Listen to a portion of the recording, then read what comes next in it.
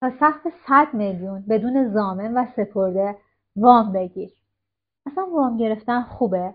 توی کشوری که هر سال 30 الی 40% تورم داره، وام گرفتن میتونه یه راهکاری باشه برای فرار از تورم. چون شما وام رو میگیرین، یه دارایی میگیرین و مطمئن باشین سال بعد دیگه نمیتونین اون دارایی رو با اون وام بگیرین. داراییتون رشد کرده 100%.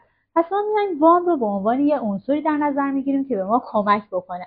حالا چجوری بدون ضامن و بدون دوندگی و سپرده ما وام بگیریم؟ میدونید تو کشور ما تقریبا این قضیه غیر ممکنه، ولی من بهتون یه روشی معرفی میکنم که اون روش رو استفاده بکنیم و این دوندگی ها رو نداشته باشیم و وامتون هم بگیریم. همون وام بدون چک، بدون ضامن، بدون معطلی، دو تا صرافی آبان تتر و بیت کوین در قبال قفل کردن ارز دیجیتال شما یه مقدار بیشتر از ارزش ارز دیجیتال شما به شما وام نقدی میدن و مدت تسویه‌اش هم به خودتون بستگی داره که چند ماهه باشه. اگه نگاه بکنید ضمانت‌های مورد نظر بیت کوین و اتریوم و تتر و ارز دیجیتال‌های دیگه است و چی بهتر از این که ما وام هم بگیریم و ارز دیجیتال خودمون هم داشته باشیم.